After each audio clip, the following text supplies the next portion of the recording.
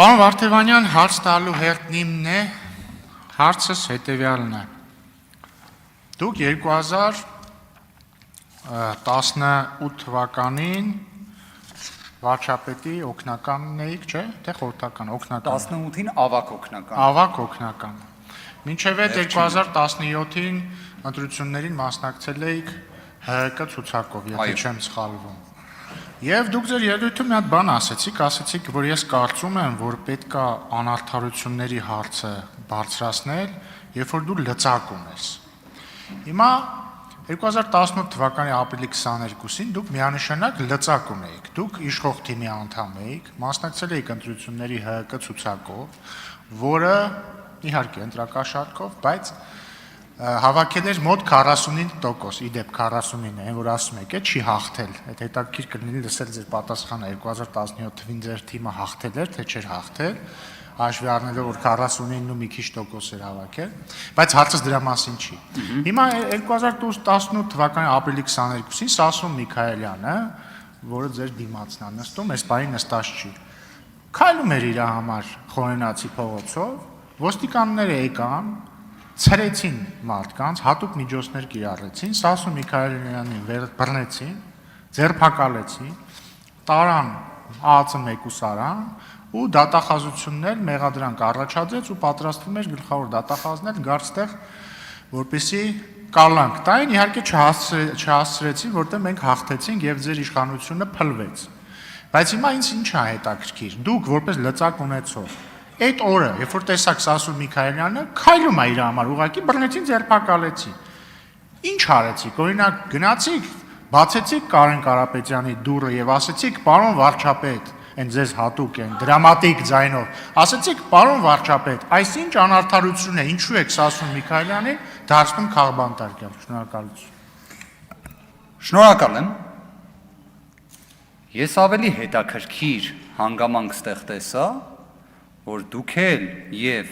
Հայաստանի Հանրապետական կուսակցությունը 49%-ի հետ կապված ուղիղ առնչություն ունեք, դա էլ գիտեք ինչ բան է, դա էլ կարող է պատճառը հետևանքային կապերի վրա հասնող իրադարձությունների հետ ուղիղ առնչություն ունենա, ճանապարհային քարտեզն էլ դեռ եկեք նայենք հələ 12 ամսով, նույնիսկ մի քիչ ավելի քիչ։ Սա այդ մասով։ Երկրորդ հանգամանքը, պարոն Ռուբինյան, ես էլ եկեք այս ձև հարցը ձևակերպեմ, դուք էլ արձագանքի ժամանակ կուզեք անդրադարձեք։ Դուք ունեցել եք հնարավորություն այս ամբիոնից լսելու գլխավոր դատախազ Արթուր Դավթյանի բազմաթիվ զեկույցներ։ Դուք էլ եք կարողանում ձեր ձայնի մեջ դրամատիզմ ունենաք, իրեն երբևէ հարցրել եք, ոնց ստացվեց, որ այդ կալանքի միջնորդությունները չեղան ազգային ժողովի նիստերի դահլիճում։ Ինչի ինքը չներկայացրեց դա եւ ժամանակային քրոնոլոգիայի տեսանկյունից դուք առնվազն երևի թե համարում եք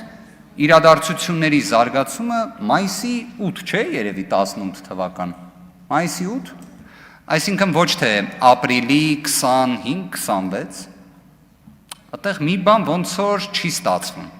Իմ գործողությունները այդ ժամանակահատվածում թույլ տվեք մի այլ պատե առիթով կներկայացնեմ։ Հետաքրքիր կլինի, թե ոչ թող հանրությունը գնահատի, բայց այն ձևակերպումը, որը օգտագործեցիք, որ այդ կալանքի միջնորդությունը դատախազը չներկայացրեց, որովհետև իշխանությունը փլվեց եւ այլ, դուք շատ հակված են, որ այլ տվյալներ ունեք, եւ եթե չունեք էլ, Արթուրը Դավթյան ձեր իշխանության ժամանակ երկար պաշտոնավարել է։ Ես լսել եմ իհարկե, Նիկոլ Փաշինյանը կարծես Արթուր Դավթյանի վերաբերյալ վերջին շրջանում դրական չի արտահայտվել, էդ էլ ոնց որ հետաքրքիր է, ոնց է ստացվում, էլի գնահատողական այդ չափանիշը որն է, որովհետև երբ գլխավոր դատախազ էր, նույնիսկ եթե չեմ սխալվում, թող դատախազները ներեն, որ այդ տերմինը օգտագործեն, բայց ուսադիրի բարձրացում էլ է ունեցել հենց այս իշխանության պաշտոնավարման ժամանակահատվածում։ Այսքանը։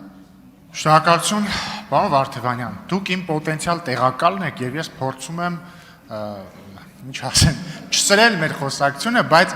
Դասական օրինակ ցույց տվեցիք, թե ինչպես է կարելի 3 րոպե խոսալ եւ ոչինչ չասել։ Ես ձեզ հարց եմ տվել, պատասխանեք իմ հարցին։ Ասում եք, ես հարցը sense վերաձևակերպեմ։ Մի վերաձևակերպեք այս հարցը։ Ես եմ ձեզ հարց տալիս կոնկրետ հիմա, դուք եք պատասխանում հարցին։ Հիմա պատասխանեք։ Սասուն Միքայելյանին 2018 տվի ապրիլի 22-ին բռնեցին փողոցում, ձերբակալեցին, տարան կալանքի ոչ մի բանի համար։ Հիմա դուք այդ ժամանակ լծակ ունեցող մարդ եք, իշխող թիմի անդամ եք, վարչապետ Կարեն Կարապետյանի օգնականն եք։ Դուք էլ ստեղ ասում եք, որ ես կարծում եմ լծակ ունի, ավակ, հա, ներողություն, 1000 ներողություն, ավակ օգնականն եք։ Ստեղ էլ ասում եք, որ ես կարծում եմ, որ պետքա լծակ ունենալու ժամանակ բարձրաձայնել անարդարության մասին։ Հիմա ասում եմ, այդ ժամանակ լծակ ունեցած վիճակում, ինչի՞ չեք բացել Կարեն Կարապետյանի դուռը եւ ասել, պարոն վարչապետ, այս ինչ ենք անում։ Խնդրում եմ հիմա միանգամից ասեմ, ակնկալում եմ հարցիս պատասխան, պետք չի ինձ հետ հարց ձևակերպել։ Շնորհակալություն։ Պատասխանը հետևյալն է. Սասուն Միքայելյանի ձերբակալման ժամկետը 72 ժամ էլ չի տևել, կալանքի միջնորդություն էլ դատախազը մուտքագրած լինելով ազգային ժողով հետ է վերցրել նշված միջնորդությունը։